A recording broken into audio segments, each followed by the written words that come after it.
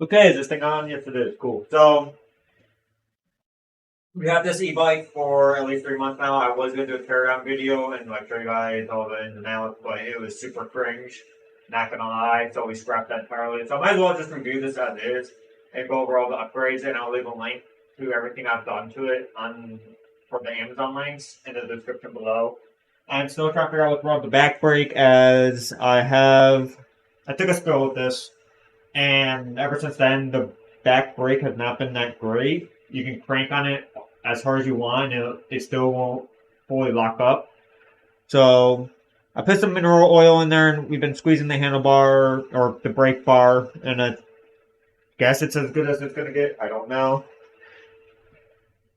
So we'll take that off now. There ain't much we can really do about that. So kind of is what it is. I don't want this to spill anywhere. Let's leave it right there for now. That'll work. Now I just gotta find that bolt.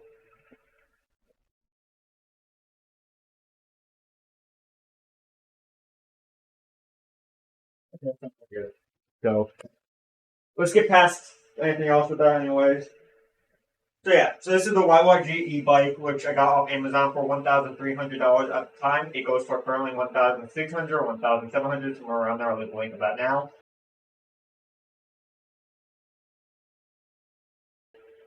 So yeah, first thing I want to go over is the range. They claim you could get 40 miles per battery on full electric, and you don't get that at all. The first battery, which is I have right here, this is a 48 or 46 volt, 20 milliamp battery, weighs 12 pounds. Charging port on the back here. What it looks like. I don't know if you can see that on cam. And it also has a lock, so you can lock it in or lock it out. And do note, if you do get second battery, the keys that comes with you're gonna need, because every key is different. So you gotta mark which one for which battery and all that. But yeah, the first battery they sent me with the e-bike, I got 60 miles full electric per charge. They told me that was defective and they would send me a new one. So they sent me a new one, which I have currently in here.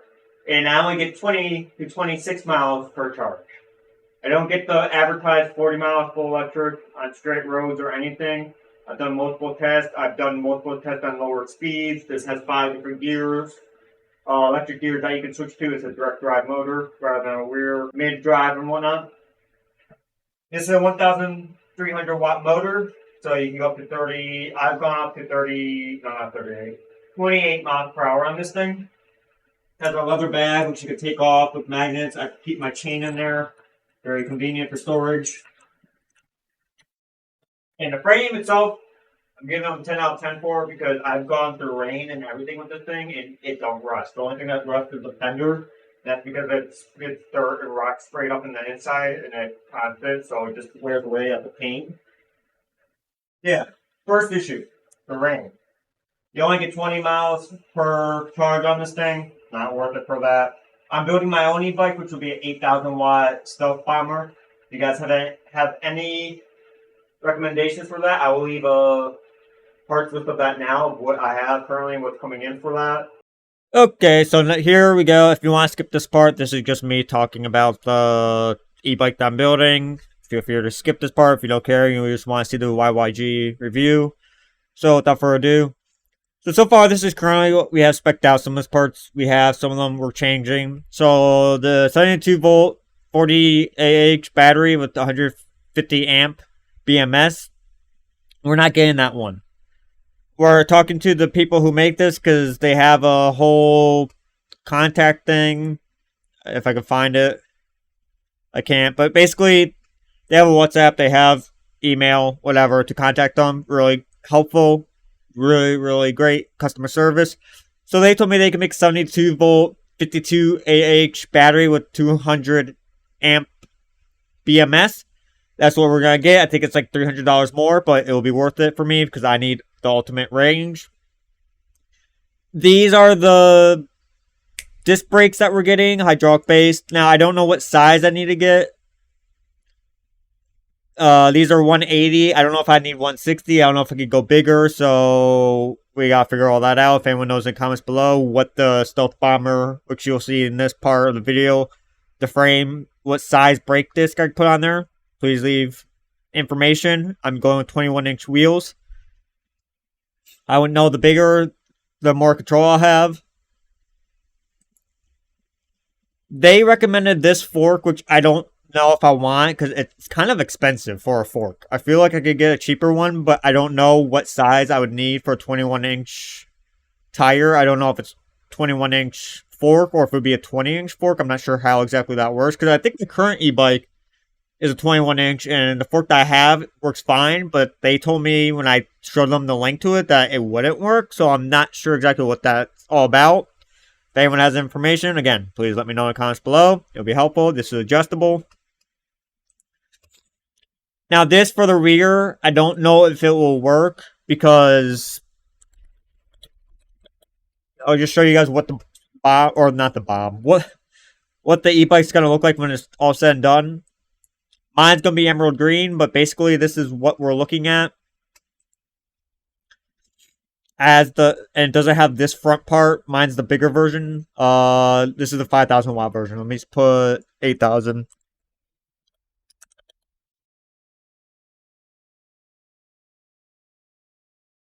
Here we go. So this is the, no, that's still the 5,000 watt. Where's the 8,000 watt? Does no one like, oh, here it is. So yeah, this is the 8,000 watt e-bike that we're going to be having. We're going to put banana seat on it though, which is slightly different. So yeah, it looks more like a bike, but I'm kind of concerned with the handlebars. I don't know anything about this. I'm kind of free wheeling. I don't even know. I'm not even going to try finishing that sentence. We don't know what we're doing basically. So anyways, I don't know if this fender will work on the back. I have to take measurements and all that. Now, the gears, I've heard the ones that they come with is not that great, so I'm going to be upgrading to these. I think these will fit. I will have to do, again, measurements before I go out and buy this, because I don't know jack squat about building bikes. I'm kind of learning all this as I go. This is 36 mountain bike headpiece, okay. This I do know we need. I don't know what these sizes mean. I'm assuming the one I got will work. Oh, that's just the length. Okay. Yeah. We're good. That doesn't matter. 31.8. I know that's the handlebar size and the front fork size. Now, I'm redoing the grip that comes with. I want to get this, which will tell me the voltage so I can know if there's any voltage sag, especially if I'm full throttling it, which I don't see myself doing. Because if this thing can actually hit 120 miles per hour, I don't want to die. I like living. So, yeah. I just want to see, and also it has ignition thing, so I can lock it up without anyone being able to turn it on, which is great. I kind of want that versus my other e-bike where anyone can just hit the on button and steal it. Fantastic job. I mean, you can lock it up, but still, fantastic job for security. I have no idea if this kickstand will fit, but I think it will. If not, I think I could cut it down to size and get it to fit like a grinder or something, so I'm not terribly worried about it. It doesn't tell me what size. Yeah, I don't know. We are getting a snail horn because this does not have a horn on it, so I need a horn, and this will go under the frame.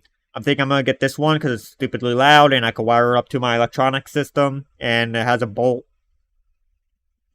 I have no idea where the bolt... Oh, there it is. It has a bolt thing, so I could probably mount on the bottom of the frame with no issue. These are the taillights I'm most likely getting, as I only have that much of a gap for screws. And these are the only taillights that I can see that will work. And I think that'll look sharp on the back of this thing. Plus it has turn signals, so I'll have front and rear turn signals, which is what I want. Here is the frame.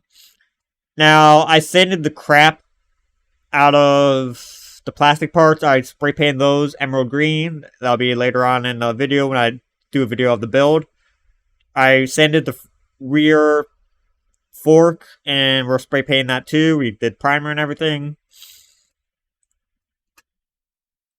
Here are our side mirrors, which they're not real carbon fiber. They just look like it, but it's fake carbon fiber, but it's all metal. My other ones were plastic, and I snapped them right in half by tapping it against the door, and I shattered the mirror. Yeah, it was bad. I was pretty mad.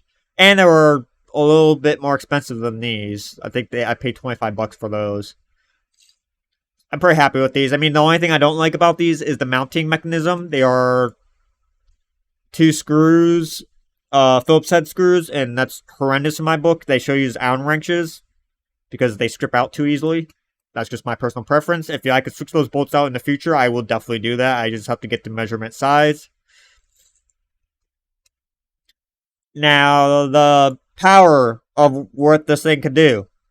72 volt, 8,000 watt QS 273 electric bike hub, 150 amps. It has an alarm lock and some other things, but I've heard mixed reviews. I've heard people tell me that I should go, through YouTube videos I've watched on this, that I should go with the 5,000 watt, as it's 15 pounds lighter, but I kind of am in this for what is the maximum amount of power I can get out of this thing.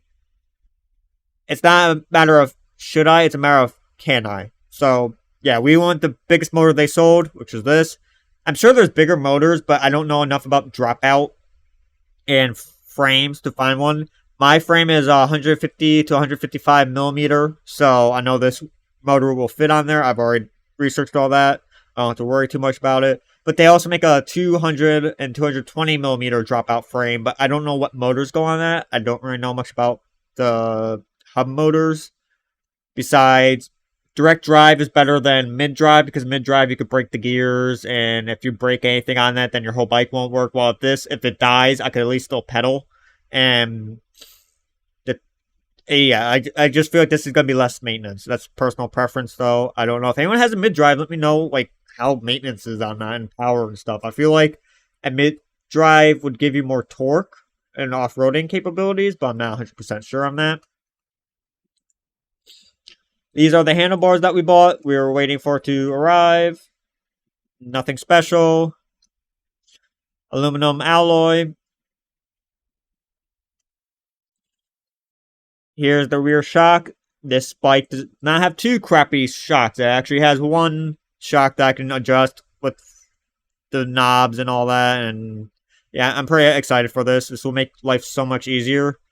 And it'll be a good shock versus just spring, which has no adjustability. It's kind of a problem. My headlight, which we will be able to... Well, it's completely waterproof, dustproof, whatever. So yeah, here's the lights. It has high beam, low beam, DRL, angel light, or angel eye. I don't know what that's for. It has turn signal. Tum left, tum right. That's funny. So yeah, we'll have our turn signals, which is nice, and the front and back versus just the rear, unlike my current e-bike, which only has a rear turn signal. This will be our electrical system. I may have to get a different switch, or get another side switch for the 2 other modes, the angel lights and the low beams. But I may just wire the high beams and just call it a day, because if I'm ready at night, I want all the light possible. I know I'm going to have to do some soldering. At least they have a schematic, though, for this. Now, we are spray painting this emerald green or mossy green. I'll do that first, show you guys that. So we gotta get this, which is the metallic flake. This is the fine version of it. Then the mossy green. And then the clear coat. I already have primer spray on there. I forget what primer I had. It's car automotive primer, though, and I bought it like 4 months ago. So I'll find a link to that and just leave in the comments below. There's going to be a giant list of all the links for everything if you're interested or want to take a look at anything. Now, these are for... So, the 72 volt battery, I don't know any way of doing a step down safely to get my headlights attached to it. So, I'm just going to get a 12 volt battery and wire it so I can just directly plug it in through there. And also charge it from inside the case of the frame. So I'm getting this with the rubber stopper so I can just plug it. That way no water gets in, and then take it off when I want to charge. Now, this stuff, I don't know anything about it, but I've seen reviews on it saying you can get 150% increase in power and efficiency, as well as keeping your motor a lot cooler. I'm also going to get heat sinks in the future for it, which was going to cost me $350, but the heat sinks will also keep the motor down low, because I plan on cranking on this a few times, trying to see like max speed and just having fun with it, but I want the most efficiency I can get so I can get longer range on it, as I may be able to get 65 miles. It could increase continuous motor power capability by up to 40% without overheating. Also reduce the, what the heck do you call it? Voltage sag. Now this is the battery that I'm hoping will charge, or not charge, will power the headlight and tail light. I don't know if this will work. If anyone knows anything about batteries, please let me know in the comments below. I'm assuming it'll work, at least for 3 hours. We're getting these connectors for the one side so I can wire up everything to it. It'll make life easier. And yeah, that concludes it for that right now. I gotta get the front wheel still. But yeah, if anyone has recommendations, let me know in the comments below. Moving on with the video of YYG review. If anyone has any feedback, let me know, please. That will be a separate video though, with us building that, because we need the range that will hit 120 miles per hour and possibly 60-mile range at 32 miles per hour. Okay. Has a front and rear hydraulic brake, 160 millimeter. Brake size, I wish it was a little bit bigger because you would have more control. But I assume you can upgrade these. I'm not sure. I don't know much about e-bikes, as this is the first one I ever had. You can turn it on and you have to hold down the button for 3 seconds. Has a front headlight, as seen there. Not very bright. You probably could replace it with a better one. But it works nonetheless. I put these side mirrors on because it did come with any of these. These are fully adjustable, so I can just put them wherever, move them in and out. Very helpful when you're on the road and you can't see anything. It has a horn, which you can't hear because I have NVIDIA broadcast on, which deletes any background noise. Now on this side I have a control for turn signals, which I'll show you guys that now. What do you actually?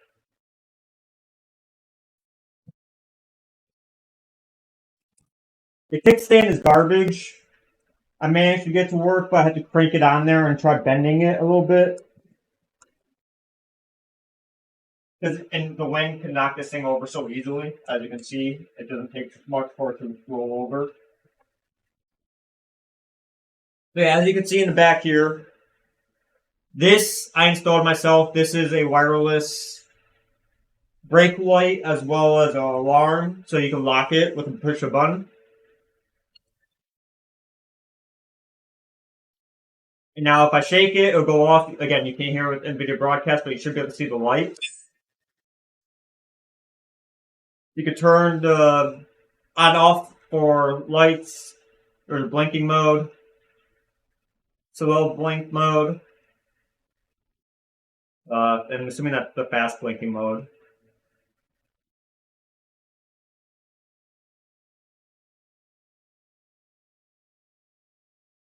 I think I turned it off. You also have turn signal, so this is the right turn signal, left turn signal, or I have that reversed. So let's talk about the suspension on this thing, which we've had to go through and redo because they did a horrendous job with it. They claim this thing can go off-roading and stock. You cannot. You will break either the bike or yourself. I'm not exaggerating. So they have two of these shocks on the other side, which I don't know if you can see the lighting horrible here. I'm sorry about that. And this shock originally was 1,500 pounds, so you had two of those. So this thing could carry 3,000 pounds on the rear. I have no idea what they were thinking. I replaced them both with 360 pound springs. I probably could have went down to 150 pounds, but I didn't know at the time. So there's still no give in it. You can't bounce it at all. I only weigh 116 pounds though, so there was not much weight for me to really push on it. So that was the first issue I had with the rear suspension. There was no give at all. And it just hurt. Anytime you hit a bump, you're hurting yourself.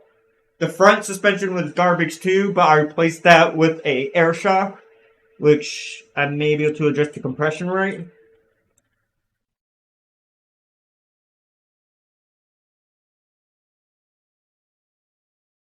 Yeah, I can't remove it. But yeah, I put a front air shock, which I can adjust the airflow on one side, so how much pounds of pressure are in there. And then there's a compression rate for how fast it goes up and down. This was worth the upgrade because it was originally springs with no customization, and that was kind of on the stiffer side. I think it will loosen up after a few rides, but I just wanted something that I knew was going to work right off the bat, and I could adjust on the fly. As I like to be able to adjust my things. So that we replaced. Now the tires are replaced with the knobby wheels, which I'll go get those now. Show you guys what those were originally. Here was the fork that came with. Now, do note if you are getting an electric bike, typically they're called a double shoulder. A single or just a normal bike, so what do you call it? Bike fork will not work on this. You want a double shoulder so you can mount the headlight and everything. This just has springs. There's no adjustability, as you can see. These things will allow you to take the, I think these are called forks or poles out. I don't know what form, maybe a cleaner or something. I'll put those back. Now here are the tires it came with. These are garbage tires, knobby wheels, very thin. If I went over a nail or something, it would definitely get flat. And they had no grip. Even though they're knobby, no grip. Not worth it. You're better off buying better tires. So I bought these street tires, which I'll leave a link for that as well. And those have done really well in winter, snow, ice, rain, surprisingly. Well, the knobby tires, I lost. The knobby wheels were now wiped out because I had no traction. I went over an ice patch and so. I think there's only at 15 miles per hour, but still, the fact that I fell and they were supposed to be off-roading tires meant they were garbage to me. Now, if I was to go back and buy another e-bike, I would not buy this again. Yeah, it looks cool and all, but I can't upgrade the battery. It's the cylinder base. You can't really do much with the motor size because you're limited to the battery. You can't put the battery in there or anything. There's not enough room. I've done measurements. I've looked on it line. So that's why we're building our own new e-bike, which will be 8,000 watt. It's only 2 volt, 52 milliamp, 2,000 or 200 amps. With the speed control, that's 150 amps. So we're looking at possibly 120 miles per hour, especially with the cooling gel and stuff I'm putting in there. If you have any recommendations for that, let me know in the comments below. If you guys want to help me with that, please rate my skins on Loop Bear. That'll help us tremendously. Yeah, for first e-bike, I give it a 7 out of 10. I would give it a 6, but they were gracious enough to send me a new battery, and they didn't have to, and I mean, that kind of helps, but I still don't get the recommended range. So if you're looking for an e-bike to go short distance, sure, I can see yourself getting this, but you're better off honestly getting a cheaper option off Amazon. If you're looking for long distance, don't get this at all. If you're looking for off-roading, I don't think you should get this. It's built pretty good, but there's no suspension. The suspension is horrible. You have to do a lot of upgrades for it to be even worth your time. So, yeah. That concludes it for this video. Let me know in the comments below. Top speed of this is 28 miles per hour. Battery life is about 20 to 26 miles, give or take, depending on if you're on flat roads like I am, or if you're going up and down hills, you're probably looking at 15 to 12 miles. So next time, Claire signing off.